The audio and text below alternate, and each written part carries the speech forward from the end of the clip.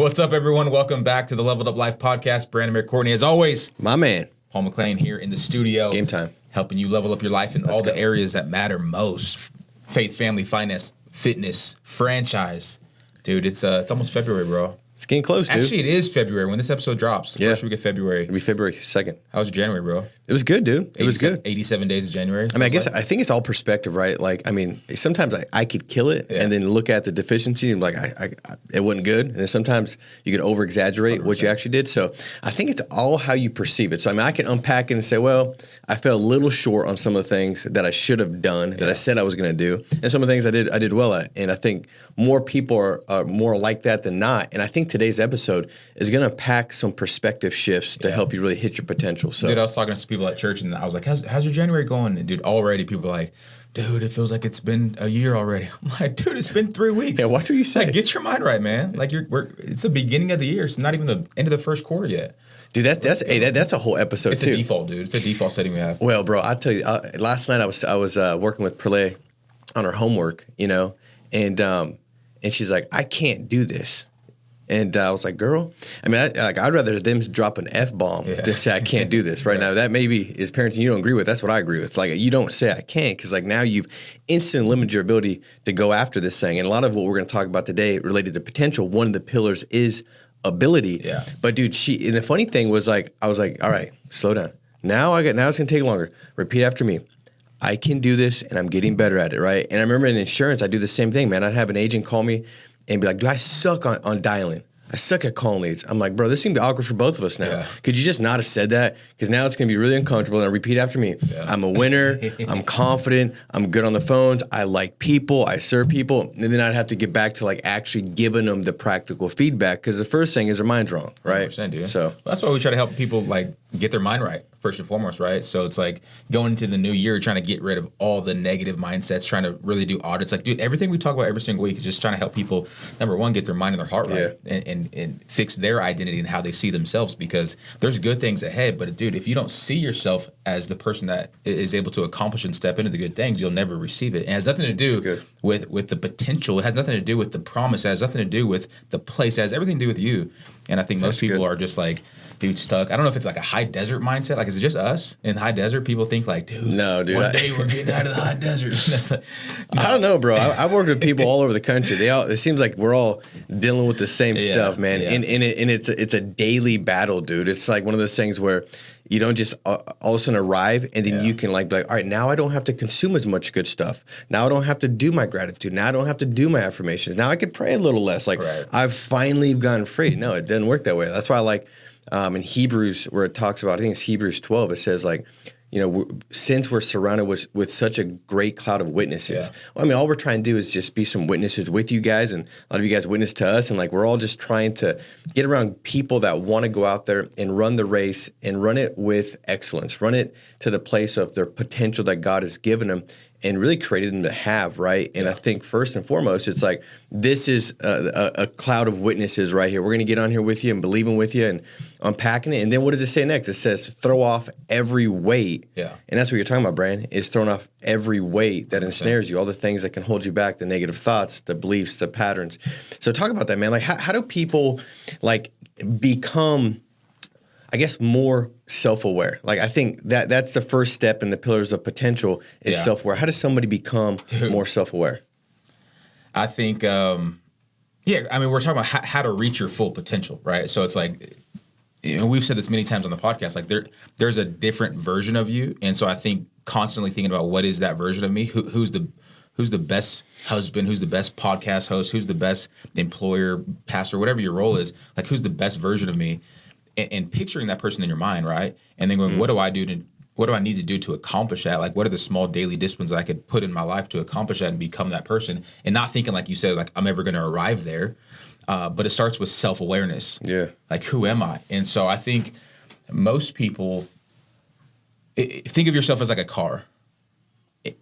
And like, I'm 36 years old. And so like this car naturally drives. But at some point you're going to go, what's under the hood? Like, what's making this thing roll? Like, because most of us get in our car and we just go. Mm-hmm. Like, we don't ever look at the engine and like what makes it go. We just kind of like get in and go. That's but if you never look under the hood, eventually it starts falling apart. And so I think many of us, like, we have to look under our hood and go, why am I the way I am? Why do I think the way I do? Why do I respond the way I respond? Why do I like get triggered the way I get triggered? Why do I spend money the way I spend money? Why do I, whatever, like all these, like what makes us us? Why do I believe what I believe? And I think that's self-awareness. And so I think at some point, like as you mature in age, because when you're young, you're just like, dude, I'm just living life. Like you're just a brand new car ready to go. Like, well, dude, the thing about this, there was a study that came out, and I just read this, and I can't remember what book I picked it out of, but it said once you hit 35 or older, 95% of your thought patterns, all that's 95% is unconscious. So like to your point, like you're just driving. Yeah. So only 5% of your brain is actually consciously trying to figure things out, adapt, change, and be aware. Yeah. And that's why it's so difficult to change. That's why you'll get somebody say, man, it's February 1st. I'm like, dude, I had all this hope and expectation. Yeah. And now it's kind of looking like last year, right?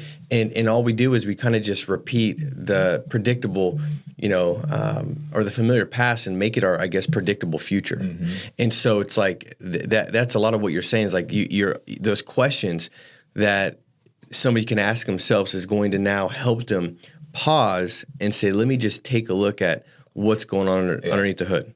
100%. Yeah, I mean, because it's like you have to self-reflect. You have to like go, all right, why am I the way I am? Yeah. And I think that's the first step in becoming self-aware, because I think the worst thing you could be is unself-aware. Right, it's like when you have a boss or a friend or a leader or someone in your life, and like, dude, this person's just so unself-aware of like their weaknesses. It's uncomfortable for everyone in the room, right? Mm-hmm.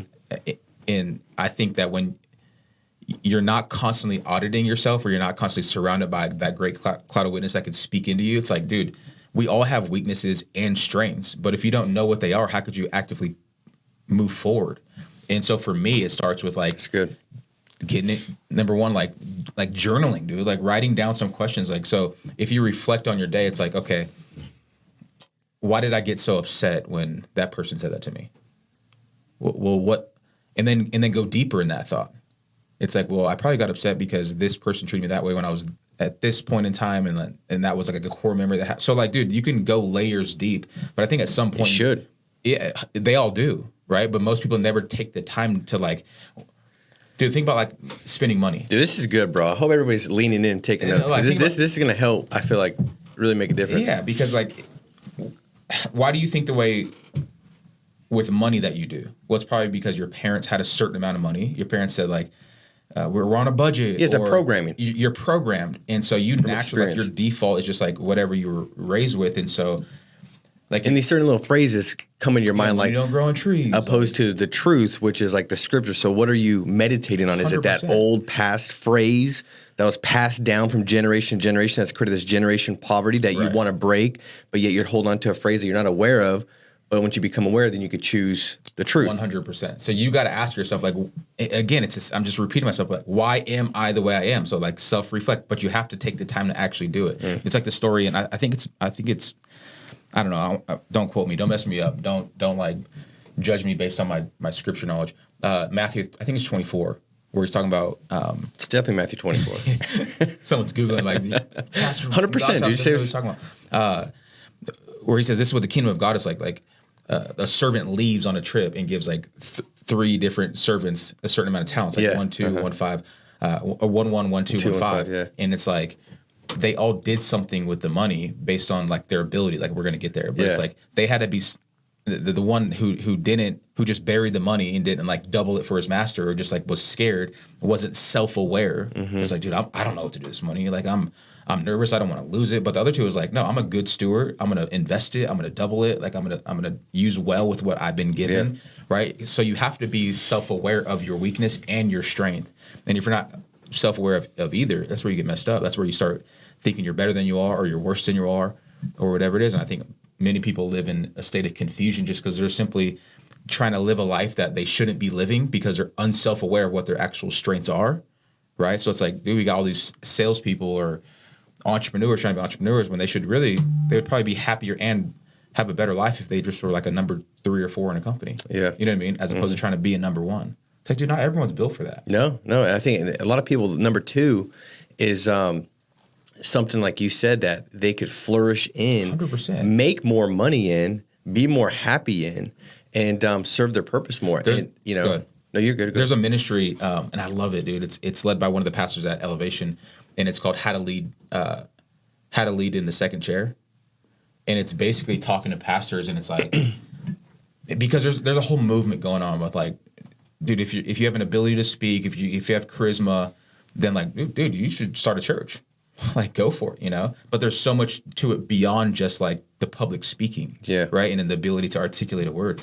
And so I think what's happened is a lot of like younger people, like probably our age, are like, dude, I'm church planter, I'm a new pastor. But then you see a lot of churches fail. It's like, dude, you probably should have been like a number 2 or 3 for like 10 more years, and then possibly, as opposed to like, well, dude, I could definitely do what that guy does. Right. So he has a whole ministry called How to Lead in the Second Chair, and that's basically his whole point is like, no, you can be happier, better, like healthier if you're aware of who you are. Right. You know what I mean? And so I think we live in this culture of like everyone's trying to be alpha, everyone's trying to be number one, everyone's trying to be boss. But it's like, dude, not everyone can be that. Yeah. And that's not a bad thing if you're not. It's just like, I think it's a good thing, dude. Like I think for one, even like the alpha persona is fictitious, right? Sure. I heard this word and I thought it was so good. Basically, he said like, are you a beta?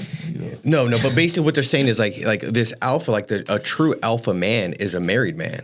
Like there's not 2 wolves that are trying to be alpha. And what he was saying is like this alpha man in our culture is basically portrayed as a person that's got like the nice watch, the nice car, then dressed to the T, got a 6-pack, going after their business. To do what? They're doing all that to please a woman. That ain't an alpha man. That's good. You know? And so like he broke it down. I was like, that's good. He's like, an alpha man's a married man.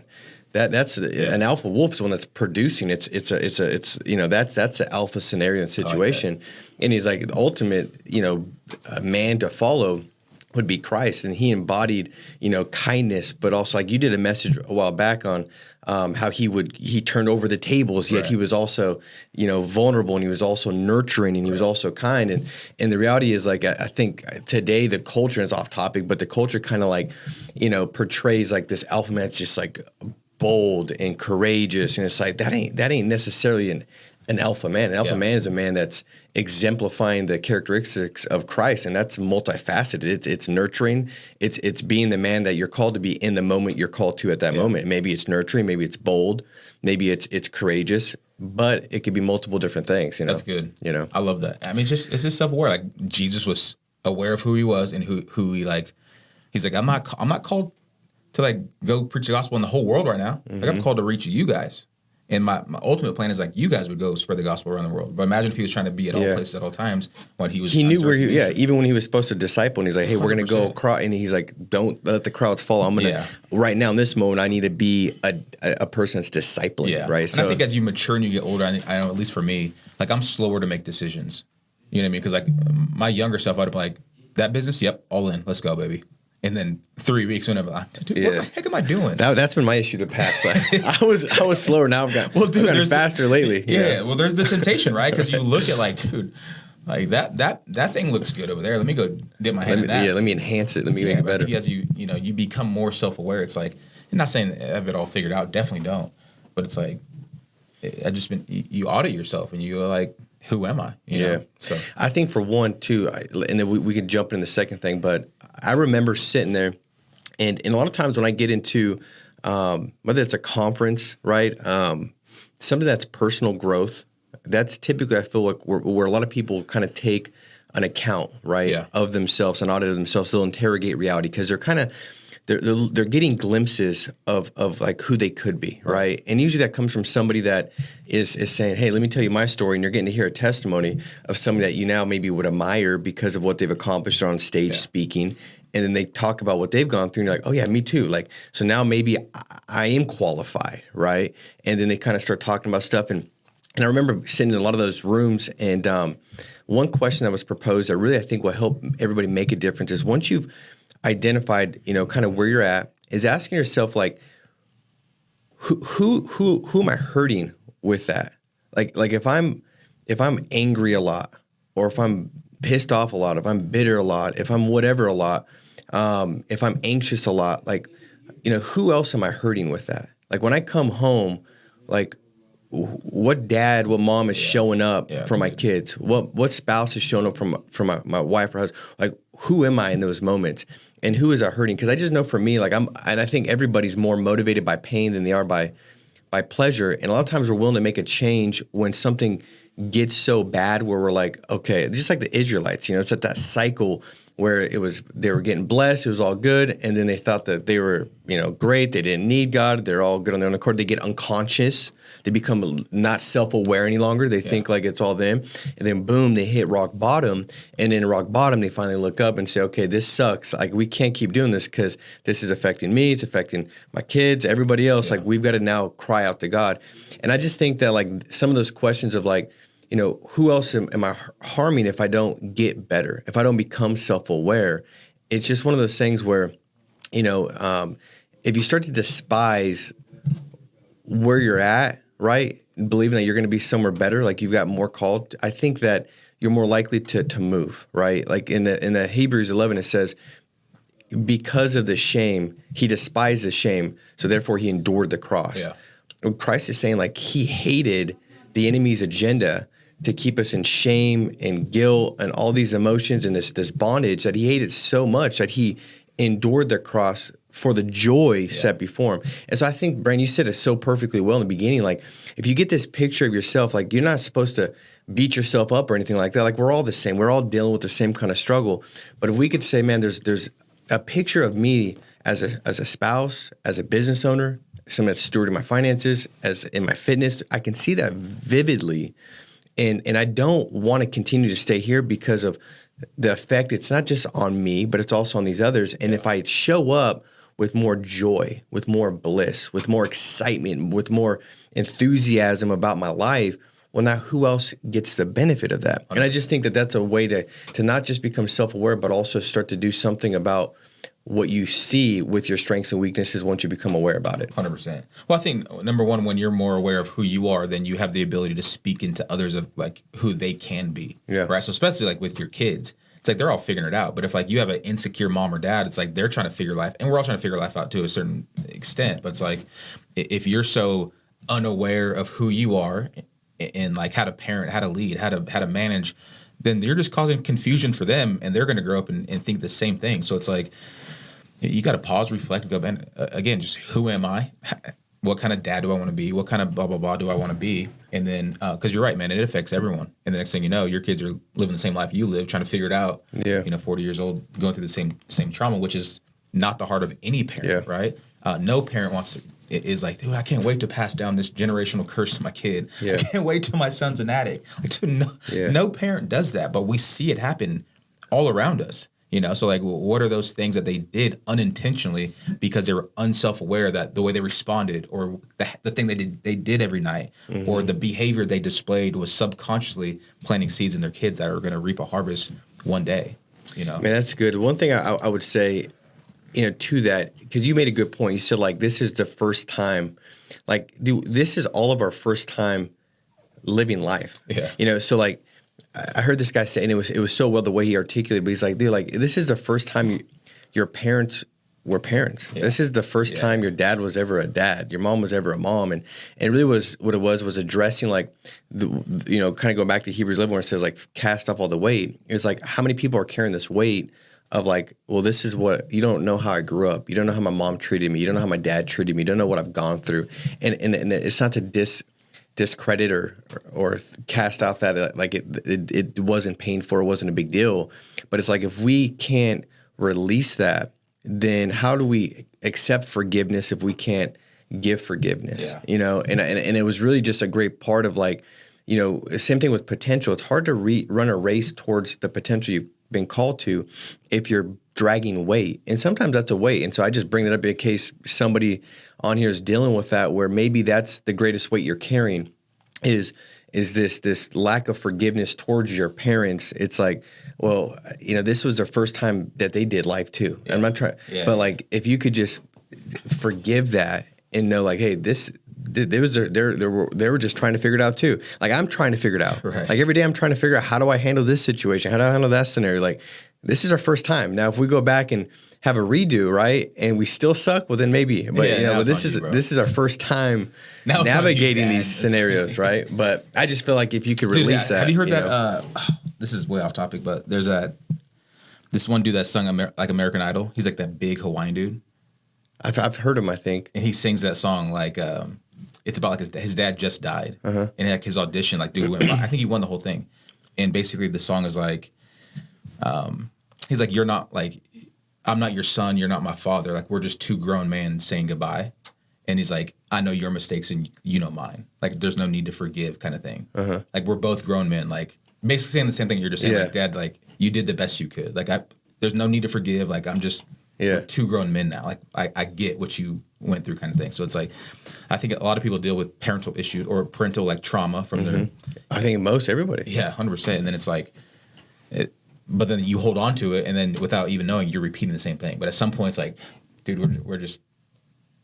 We're two grown men. Like I get it. Like I'm everybody had different experiences, and once you have to like understand what somebody's gone through and they've experienced, and then you can say, okay, I get why they are. It doesn't make it all valid or right. But I feel like that allows you to kind of just say like, God, that makes sense. I didn't know you went through that, and we don't know because typically we don't have the backstory of like my grandparents, great grandparents. But anyways, I think that that's a big thing. So pillar 1, self-awareness. Pillar 2, ability. How does somebody really kind of go after it and increase their ability, right? I think you spoke about strengths and weaknesses. I think that's important because I think too often people are so focused on working on the weaknesses where I feel like you're kind of a lot of times better to work on your strengths and if possible delegate and figure out ways to automate the weaknesses. But kind of talk about how can somebody go out there and increase their ability and all these different areas that we kind of address and talk about. But I think there's a balance to it, right? So like you don't want to just stay weak in one area forever, and so but at the same time, like you don't want to waste your time working on your weakness forever because you have that weakness. And so in a business sense, it's like you definitely want to be, in my opinion, working on your strengths. Like where am I best suited to not just help me but help the company, right? So if you're the lead, right, then you should be doing the thing that you shouldn't be making copies, right? You shouldn't be cleaning the bathrooms. Like you shouldn't be like in my role as a pastor, like, dude, on a Sunday morning, I shouldn't be, making the espresso and taking orders. Like it'd be great. I would love to do it. It'd be fun, right? I wouldn't have to like run around and deal with everyone's problems, but that's probably not the best use of my time, right? Yeah. So I'm better suited in the lobby, meeting people and shaking hands and delivering the message. So it's like, number one, you got to know your strength and know your weakness, right? Which goes back to self-awareness. But it's like once you're understanding like your ability, it's like how do I increase it? I think it falls back to discipline. It falls back to habits. Like I'm working with Blaze right now. It's like, dude, if you want to go to this next level, if you want to start playing with like other kids who are just as good, if not significantly better than you, then you're gonna have to like outwork them. And I think a lot of us just avoid hard work sometimes, and when really that's what it is. It's like waking up earlier, staying up later. Like that's what it takes at the end of the day. Putting in extra time, reading more books, like studying more, having more conversations, picking up the phone more, getting around the right circles more. I think that's probably 90% of it, right? It's like if you're gonna increase your ability, then you got to put in the time and put in the effort, because we've all been given a certain amount of ability. Right. It's like going back to the 3 servants who were each given like one, like, because the Bible says the master gave each servant silver according to their ability. So that means not everyone has the same ability. So number one, understanding that like we're all not created the same. We're all not created to be a tech billionaire. Right. Like that's okay. Like, but if you're going after that and you're constantly frustrated for 90 years of your life, it's like, dude, you weren't given the ability to do that, and that's fine. And so, but understanding like I do have a certain amount of ability, and I want to get the full like potential out of my ability. And so, because like the ability, like we're called, we do have. I love what you said, because that should free a lot of people. Like we're not all given the same ability, but we're all called to be the best steward and reach our potential with the ability, right? Like when they gave when the master gave the servant 2, he turned it into 4. Right. And the 5 turned into 10. Right. But the 1 didn't turn into 2. Right. So it wasn't an issue of like who turned what into what. It was each one was called to double it. Exactly. But the 1 got back 1. Right. And so that's where, the master was furious, was like, you wicked servant. Like, what did you did? You only gave me the 1 back. Right. And I think that's the thing is like, okay, yes, we'll be free of the fact that we're all not going to have the same ability, but we're also responsible to be the best steward of the ability that we actually do have.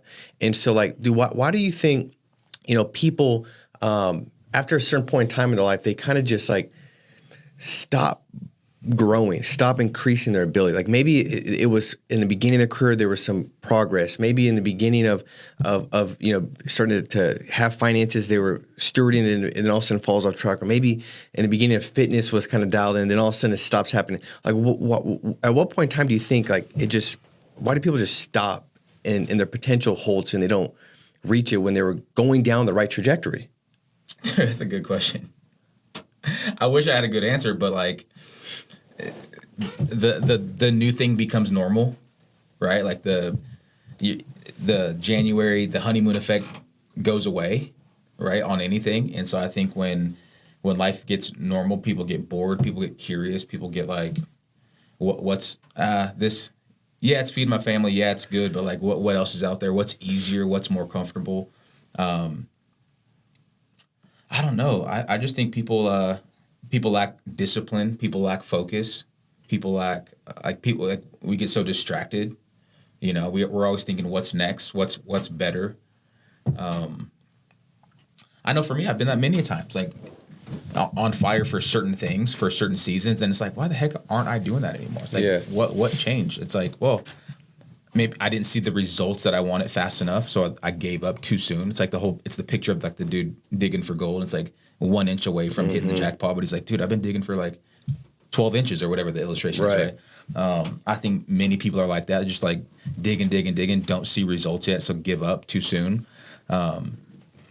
It's like, how could you ever prosper or bear fruit if you're not planted? And I think too many people like to be potted, right? They're like a potted plant. They just pick up and move around as opposed to planted deep for somewhere. Yeah. It's like, dude, no one goes and visits like the trees that are 12 feet tall.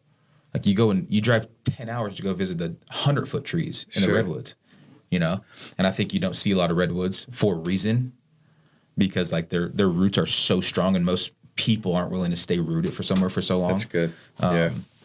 So I don't know. What about you? Well, that's definitely something that I've dealt with. I think a lot of people deal with this, is staying so surface and not getting deep, right? And I think like, you don't have to be all things to all people. You don't have to be all things, all things to all things, right? Like you could just, you're called to do certain things and building that skill and ability in those specific things, and not trying to know everything, right? Not trying to listen to every Instagram reel and gather information on every little thing. Like, dude, I never liked Wheel of Fortune, or like, what is it? The one where they it's like the trivial, whatever it is. I don't like it, because I'm like, I almost feel like bad for the person. Price is Right. Yeah, like, why do you know so much stupid stuff? Like I don't know. Maybe they got more brain capacity, but like I don't have that much brain capacity. Like I need to be an expert and deep at what I'm called to be deep in, what I'm called to give back to and serve other people with. But dude, I would say when it comes to ability, I believe that the foundation, right? So if we're talking about potential and growth, I would say the foundation that everything's going to be built upon is going to be a personal growth strategy. You know what I mean? Like that was the most important thing I did at 19, getting into business, was getting a personal growth strategy. That personal growth strategy, what it did is, over time, like you said, it led to me reprogramming and creating new thought patterns and new belief systems to really unpack and unroot limiting beliefs that I had from upbringing, experiencing, words that I've heard, how I was brought up, culture that I was in, all those kind of things. Because every single, day I was participating in reading, journaling, gratitude, going back and reflecting on my day. Hey, what went right today? What could I do differently today? Having that picture in my mind of who I know I could be, and asking myself, what are what's the discrepancy between what took place today and where I should be at. And I think that's powerful, man. A lot of things that that we're taught that work well with kids work well for ourselves as well. For Penelope, she was triggered so easily, dude. Remember, like, she would just lose it and there was no coming back. Like, dude, like, I would have to fall, break my neck, and then she'd finally stop, because it had to be an emotion that was greater than what she was experiencing to actually get any kind of, rattle. But at night, dude, I would go back and I would unpack that with her. Like, hey, talk about what took place today. What happened? How would you handle that differently? And now she was already in a different emotional state, so she was more willing to receive it. Yeah. And then I would role play. And I think a lot of times we just got to do that with ourselves as well. It's like, at the end of the day, like, what could we do a little bit better in role play? All right, let me imagine tomorrow. What does that look like? How does that take place? And I feel like that's a big thing that will help your ability, because now tomorrow you're aware. You've also envisioned and visualized and imagined how you're going to handle it differently. You've already pre-decided, and it just really stacks the deck where now you're going to make a better choice, right? And that's kind of the third pillar is choices. How do we make better choices? And so when it comes to choices, being the third pillar, I mean, this is the activator, right? This is the action thing. This is the casting the vote for the new version of you, right? You've built some awareness. You're increasing your ability, and now you've got to make the choice. Kind of talk about, why is choices such an essential part and an important pillar to hit the potential that everybody's wanting to go after. I've heard probably you say this 100 million times, and you probably heard it from someone else, but like, voices lead to choices, and so just what you were saying with Penelope in that example, it's like your voice speaking into her life is now going to lead her to an ability to make a different choice tomorrow. And so we have the same thing as adults, to speak something different into our lives that could lead to a different choice. And so, like, you got to be saying the right things. Like, what voices are you allowing to speak into your life? What are you speaking to yourself? What the vote are you casting? Am I the lazy person, or am I the ambitious person? And ultimately, like, what you speak over you and into you is going to lead to a choice, right?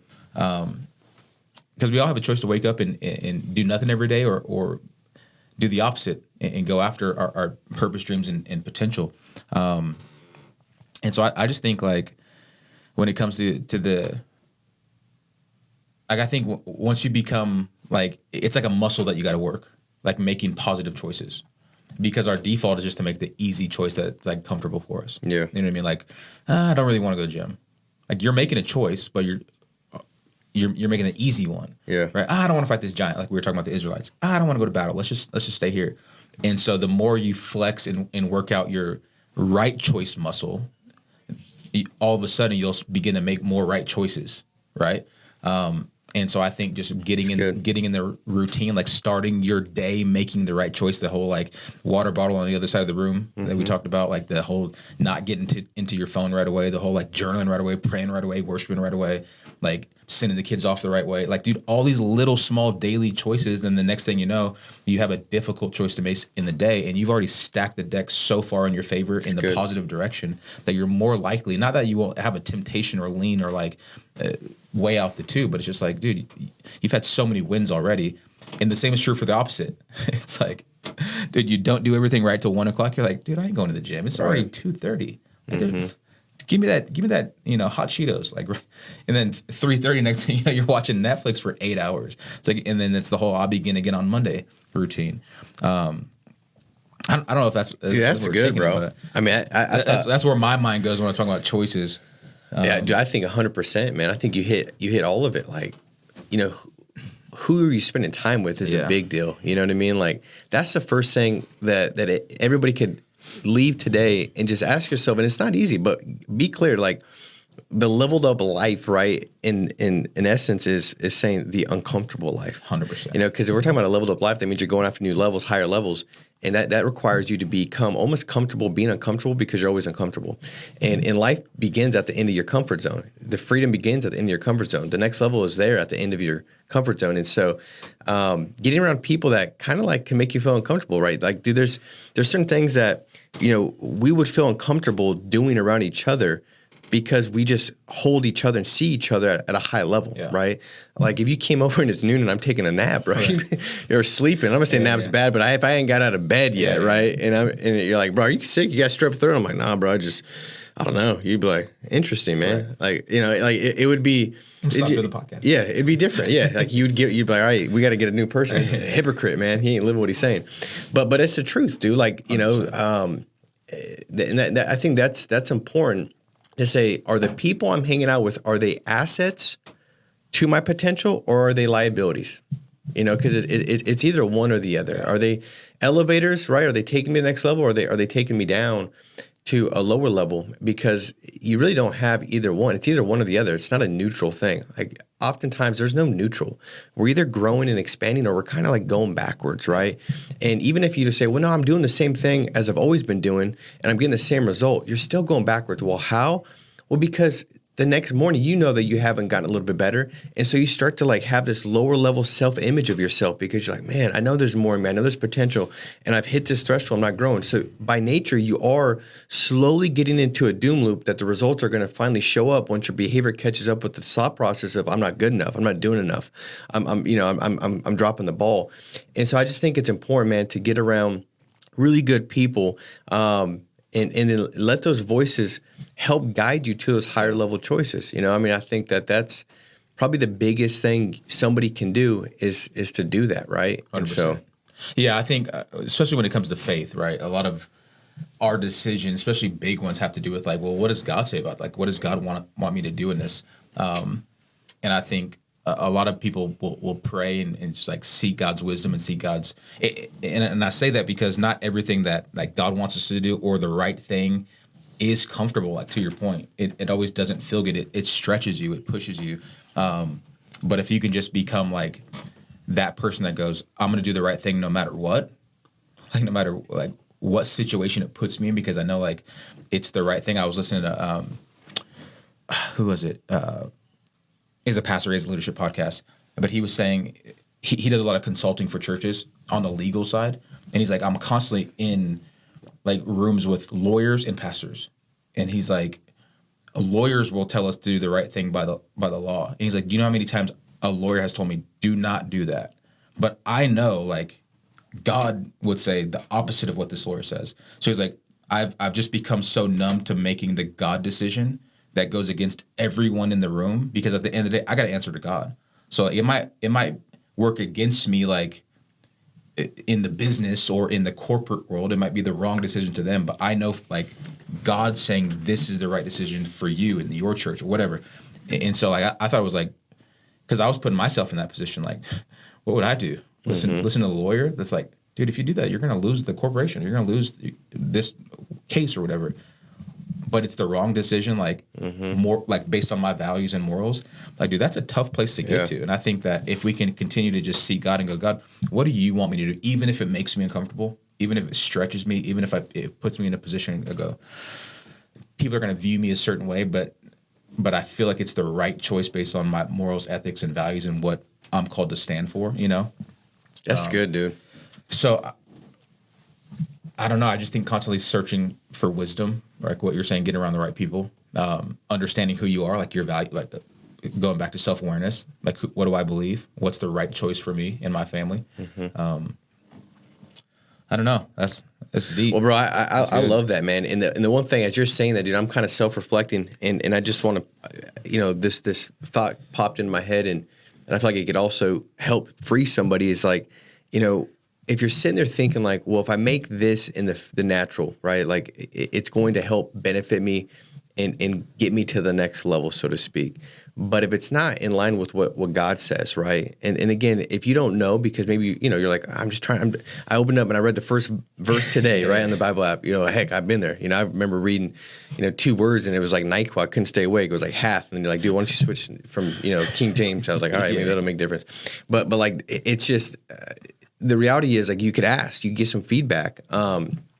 But I just know that, man, if you are stuck thinking like, what decision do I make? But is God really saying that this is the right decision, or is he not? Like if you make it knowing that it's God's, what his word says, it's in line with the values and ethics and morals of what our kingdom, right?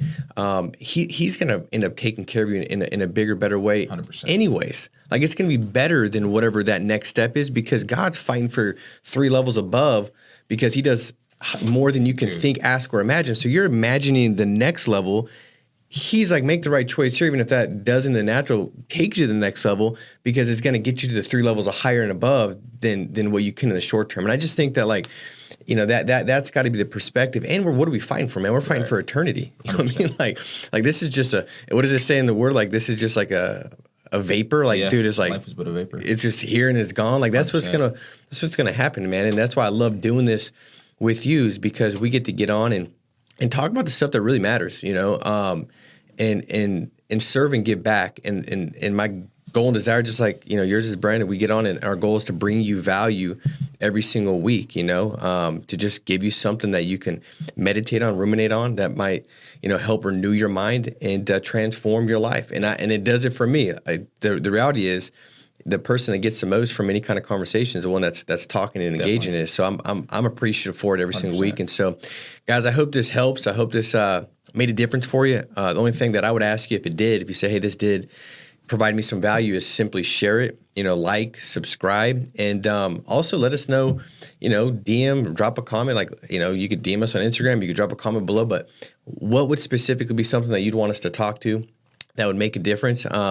Because we want you to level up. And we all know that we're more alike than not alike, but there might be something specific that will make a difference for you, but also will make a difference for others. So, guys, we love you. Appreciate you. Let's go out there and make it a massive week. Be strong and stay steadfast, and we'll talk to you next week.